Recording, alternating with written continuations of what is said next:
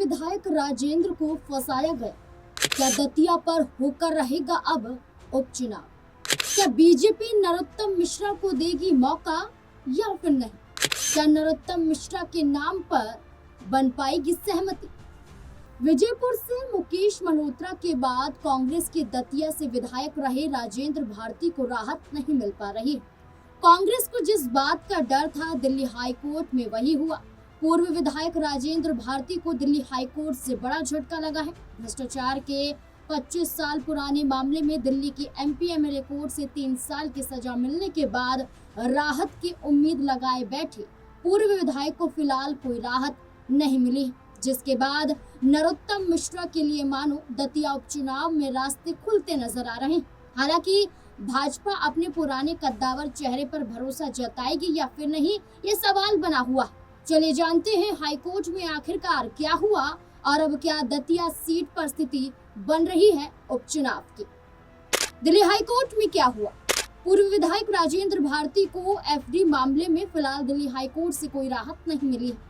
अदालत ने अंतरिम राहत देने से साफ इनकार करते हुए मामले की अगली सुनवाई 29 जुलाई तय की है, जिसके बाद राजनीतिक और कानूनी हलकों में चर्चाएं तेज हो गई। दरअसल पूर्व विधायक राजेंद्र भारती ने कोर्ट में याचिका दायर कर अपने खिलाफ चल रही कानूनी कार्यवाही पर रोक लगाने और अन्य राहत की मांग की थी। हाईकोर्ट में राजेंद्र भारती का पक्ष। सुनवाई के दौरान याचिकाकर्ता पक्ष ने अदालत को बताया था कि उनके खिलाफ की जा रही कार्यवाही उचित प्रक्रिया का पालन किए बिना की जा रही है, जिससे उनके अधिकारों का हनन हो रहा है। वहीं विरोधी पक्ष ने इन दलीलों का विरोध करते हुए कहा कि पूरी कार्यवाही नियमों के तहत की गई है और इसमें किसी भी प्रकार की अनियमितता नहीं है। दोनों पक्षों की दलीलें सुनने के बाद दिल्ली हाईकोर्ट ने फिलहाल कोई अंतरिम आदेश जारी नहीं किया है और मामले को विस्तृत सुनवाई के लिए 29 जुलाई तक स्थगित कर दिया है। अदालत ने संकेत दिया है कि अगली तारीख पर मामले के विभिन्न पहलुओं पर गहराई से विचार किया जाएगा, जिससे इस केस की दिशा तय हो सकती है। जिला कांग्रेस अध्यक्ष ने लगाया बड़ा आरोप। दतिया के कांग्रेस जिला अध्यक्ष अशोक दांगी ने कहा कि इस फैसले के बाद राजनीतिक माहौल भी गर्मा गया है मध्य प्रदेश में। दतिया कांग्रेस जिला अध्यक्ष अशोक दांगी का कहना है कि जानबूझकर सुनवाई को टाला जा रहा है। उन्होंने न्यायपालिका पर पूरा भरोसा जताया है। उन्होंने कहा है कि आगे हम सुप्रीम कोर्ट भी जाएंगे अगर दिल्ली हाई कोर्ट से राहत नहीं मिलती है। इसी के साथ साथ वकील शिशिर खरे ने कहा है कि मामला अभी शुरुआती चरण में है और कोर्ट द्वारा अंतरिम राहत न देने का मतलब ये नहीं है कि याचिका खारिज हो गई है, बल्कि अदालत सभी तथ्यों की गंभीरता से जांच करना चाहती है, इसलिए सुनवाई की तारीख को आगे बढ़ाया गया है। 29 जुलाई पर टिकी सबकी निगाहें। अब सबकी निगाहें 29 जुलाई पर टिकी है, जब ये साफ होगा कि पूर्व विधायक राजेंद्र भारती को राहत मिलती है या नहीं। अगर दिल्ली हाईकोर्ट उनकी सजा पर स्टे नहीं लगाता है तो दतिया में उपचुनाव कराया जाएगा। फिलहाल ये मामला राजनीतिक और कानूनी दोनों ही लिहाज से काफी महत्वपूर्ण बना हुआ है। राजेंद्र भारती पर आरोप क्या? राजेंद्र भारती पर मुख्य आरोप 25 साल पुराने बैंक धोखाधड़ी और जालसाजी मामले से जुड़ा। मीडिया रिपोर्ट के अनुसार उन पर ये आरोप लगे थे कि उन्होंने सहकारी बैंक अध्यक्ष रहते हुए एफडी घोटाले के जरिए धोखाधड़ी कर रकम हड़प ली थी, जिसके चलते दिल्ली के राउस रेवेन्यू कोर्ट ने उन्हें 3 साल की सजा सुनाई थी, जिसके बाद उनकी विधानसभा सदस्यता भी खत्म कर दी गई थी और दतिया सीट खाली हो गई थी। इसे घोषित कर दिया गया था खाली होने के साथ ही कांग्रेस विधायक पर 1 लाख रुपए का जुर्माना भी लगाया था। हालांकि इस बीच हाईकोर्ट में अपील करने के लिए 30 दिन का समय भी राजेंद्र भारती को कोर्ट की तरफ से दिया गया था और फैसला सुनाने के बाद कोर्ट ने राजेंद्र भारती को 50,000 रुपए के बॉन्ड पर जमानत भी दे दी थी। राज्यसभा चुनाव पर बुरा असर। अगर दिल्ली हाई कोर्ट अपनी अगली सुनवाई में फैसला सुना देती है और फैसला कांग्रेस के राजेंद्र भारती के पक्ष में नहीं आता है तो दतिया सीट पर उपचुनाव अगले 6 महीने के भीतर तो करवाना जरूरी हो जाएगा, जिसके चलते कांग्रेस के हाथों से 2028 में होने वाले विधानसभा चुनाव से पहले ये सीट चली जाएगी, जिसका सीधा नुकसान विधानसभा चुनाव से पहले जून में होने वाले राज्यसभा चुनाव पर पड़ेगा, क्योंकि मध्य प्रदेश की 3 राज्यसभा सीटों पर होने वाले चुनाव के लिए एक सीट जीतने के लिए 58 विधायकों की जरूरत पड़ेगी और मुकेश मल्होत्रा, निर्मला स्प्रे के बाद राजेंद्र भारती के हटने पर 63 सीटों में से कांग्रेस के पास लगभग 61 से 60 सीटें ही बच पाएंगी और क्रॉस वोटिंग का भी खेल मध्य प्रदेश में राज्यसभा चुनाव के दौरान होना बताया जा रहा है। तो दिग्विजय सिंह वाली सीट को भी बचाना कांग्रेस पार्टी के लिए मुश्किल हो जाएगा, इसलिए राज्यसभा चुनाव पर असर पड़ सकता है विधानसभा चुनाव से पहले।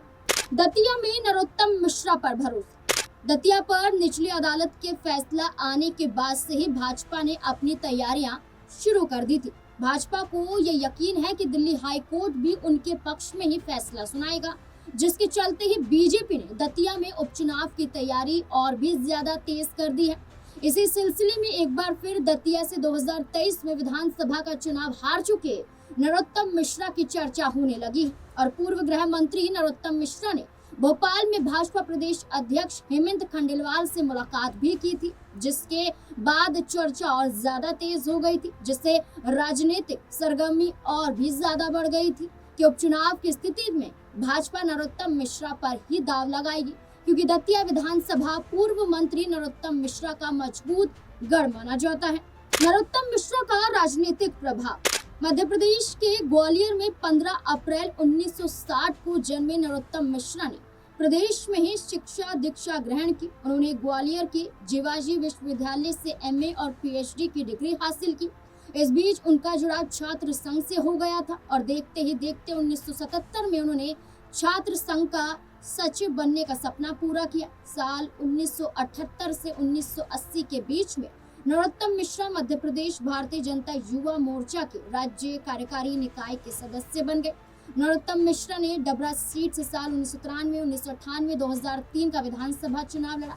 हालांकि 1993 के चुनाव में उन्हें जीत नहीं मिली थी। नरोत्तम मिश्रा पहली बार साल 2023 में बाबूलाल गौर सरकार में राज्य मंत्री भी बने। हालांकि तब से लेकर अब तक कई अहम मंत्रालयों की जिम्मेदारी नरोत्तम मिश्रा संभाल चुके हैं, जिनमें कानून, शिक्षा, आवास, स्वास्थ्य और परिवार कल्याण, जल संसाधन और जनसंपर्क सहित ये तमाम विभाग शामिल हैं। साल 2005 में शिवराज सिंह चौहान ने पहली बार जब मुख्यमंत्री पद की शपथ ली थी, तब नरोत्तम मिश्रा को संसदीय कार्य मंत्री का जिम्मा सौंपा था। मध्य प्रदेश में भाजपा का ब्राह्मण चेहरा माने जाने वाले नरोत्तम मिश्रा की हैसियत शिवराज सरकार में नंबर 2 की रही है। उनके कार्यकाल के दौरान राज्य का गृह मंत्री भी उन्हें बनाया गया था। माना जाता था कि शिवराज सिंह चौहान के नरोत्तम मिश्रा खासम खास है। तभी तो ये भी कहा जाता था कि शिवराज सिंह चौहान के बाद अगले मध्य प्रदेश के मुख्यमंत्री बन सकते हैं नरोत्तम मिश्रा। हालांकि अब चर्चा जोरों पर है कि नरोत्तम मिश्रा को उपचुनाव में उतार कर फिर से बड़े मंत्रालय से नवाजा जा सकता है। गौरतलब है कि अब ये देखना होगा कि दिल्ली हाई कोर्ट में जुलाई के महीने में होने वाली सुनवाई में क्या फैसला आएगा, क्योंकि जहां तक देखा जाए जो भी कार्यवाही यहाँ पर हुई है निचली अदालत में, चाहे जितनी भी सुनवाई हुई है, चाहे दिल्ली हाई कोर्ट में पिछली सुनवाई हुई है, इसमें कांग्रेस पूर्व विधायक राजेंद्र भारती के पक्ष में अब तक फैसला नहीं आया है, ना ही कोई बयान जारी अदालत की तरफ से किया गया है उनके पक्ष में।